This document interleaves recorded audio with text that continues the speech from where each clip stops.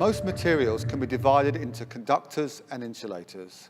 Conductors, like this metal can, have free electrons, which are able to move freely throughout its structure. Insulators, like this rubber rod, do not have any free electrons, since all their electrons are locked in place around their atoms.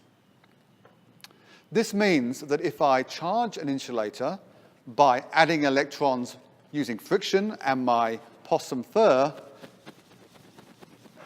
then those extra electrons will stay put on the end of the rubber rod, giving it a negative charge. For the metal can, things are different. Metals have free electrons which can move freely throughout its structure. In fact, each metal atom donates approximately 1 electron to a sea of free electrons. This means that we can move some of these free electrons around using another charged object. So if I bring my negatively charged rubber rod close to the metal can, then some of the free electrons closest to the rubber rod will be repelled to the other side, because like charges repel. This means that the side of the can closest to the rod will have less electrons than before, making it positively charged, while the side farthest away from the rubber rod will have more electrons than before, making it negatively charged. Remember, the can was initially uncharged. We have just moved some of the electrons around using the charged rubber rod. Since the positive side of the can is closest to the negatively charged rod, there will be a net force of attraction between the negatively charged rod and the can, because unlike charges attract. So each time I move the rod to one side of the can, the free electrons are repelled to the other side, making the side closest to the rod positively charged. Drink cans are also conductors, and because they have a smaller mass, they will accelerate faster.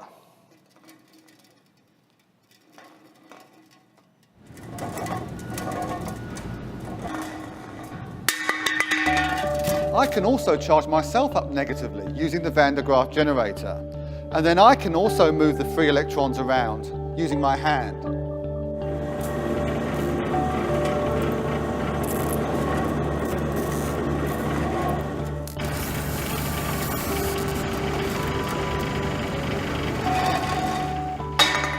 Now usually air is a really good insulator, but like all insulators, if we put enough voltage across it, it will break down and start conducting electricity. Now for air, that happens to be 30,000 volts for every centimetre of air we want to break down. So on our spheres here, we've got a 4 centimetre air gap, which means we need 120,000 volts to break it down.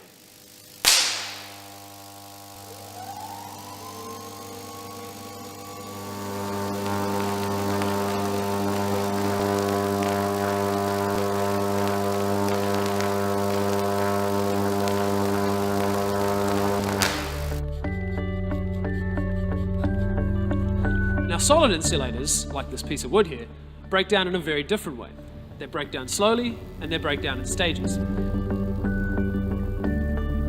Which is exactly what happens when an underground power cable fails slowly over many years.